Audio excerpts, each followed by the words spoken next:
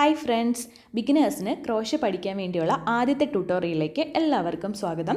അപ്പം ഇന്നത്തെ ലെസണിൽ നമ്മൾ നോക്കുന്നത് ക്രോഷയ്ക്ക് ആവശ്യമുള്ള ടൂൾസാണ്. അതായത് ക്രോഷേനെ കുറിച്ച് പറയുവാണെങ്കിൽ ക്രോഷെ ചെയ്യാൻ വേണ്ടി വളരെ ചെറിയ കുറച്ച് കാര്യങ്ങൾ മാത്രം മതി. അപ്പം എന്തൊക്കെയാണെന്ന് വെച്ചാൽ നല്ലൊരു യാൺ വേണം, നല്ലൊരു ഹുക്ക് വേണം, നല്ലൊരു സിസർ വേണം. ഇത്രയും മാത്രം മതി ഒരു ക്രോഷെ ചെയ്ത് തുടങ്ങാനായിട്ട്. അപ്പം നമുക്ക് നോക്കാം ഏതാണ് നല്ല യാണ്, ഏതാണ് നല്ല ഹുക്ക്, അതുപോലെ നല്ല സിസർ ഏതാണെന്ന് നമുക്ക് നോക്കാം. ഇപ്പം നമ്മൾ ഒരു ഹുക്ക് വാങ്ങിക്കാൻ പോകുകയാണെങ്കിൽ ഞാൻ എപ്പോഴും റെക്കമെൻഡ് ചെയ്യുന്നത് ഒരു 4 mm ഹുക്കായിരിക്കും.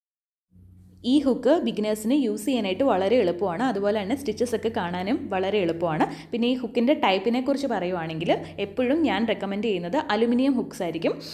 അതായത് പ്ലാസ്റ്റിക്കും വുഡനും ഒക്കെ ഉണ്ട്. പക്ഷേ ബിഗിനർ ആയിട്ടുള്ള ഒരാൾ പ്ലാസ്റ്റിക്കും വുഡനും വാങ്ങിക്കാതിരിക്കുക.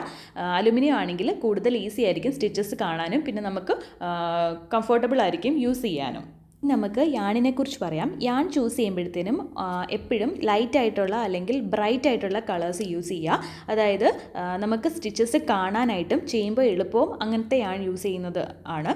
അല്ലാതെ നമ്മൾ യാൺ തന്നെ പല കളറിലുള്ള മൾട്ടി കളേർഡ് ആയിട്ടുള്ള യാണുണ്ട്, അതുപോലെ തന്നെ ഭയങ്കര ഡാർക്ക് ആയിട്ടുള്ള യാണുണ്ട്. അത് വെച്ചിട്ട് നമ്മൾ യൂസ് ചെയ്താൽ നമുക്ക് സ്റ്റിച്ചസ് ഒന്നും കാണാനായിട്ട് ഭയങ്കര ബുദ്ധിമുട്ടായിരിക്കും. അതുകൊണ്ടാണ് ഞാൻ ലൈറ്റ് ആയിട്ടുള്ള ബ്രൈറ്റ് ആയിട്ടുള്ള കളറുള്ള യാൺ എടുക്കുക എന്ന് പറയുന്നത്.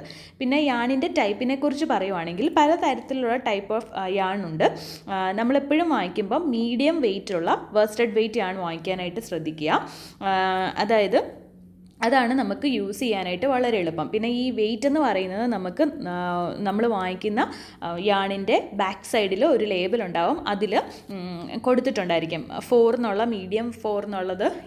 എപ്പോഴും നമ്പർ 4 ആയിട്ടുള്ള യാൺ വാങ്ങിക്കുന്നതായിരിക്കും നല്ലത്. അതുപോലെ യാണിൻ്റെ ബ്രാൻഡ് നമുക്ക് ഇഷ്ടമുള്ള ബ്രാൻഡിലുള്ള യാൺ വാങ്ങിക്കാം. ഈ ഹിമാലയയുടെ സൂപ്പർ സോഫ്റ്റ് നല്ലതാണ്. അതുപോലെ റെഡ് ഹാർട്ടിൻ്റെ യാണൊക്കെ നമുക്ക് യൂസ് ചെയ്യാനായിട്ട്, ബിഗിനേഴ്സ് യൂസ് ചെയ്യാനായിട്ട് വളരെ നല്ല യാണൊക്കെയാണ്.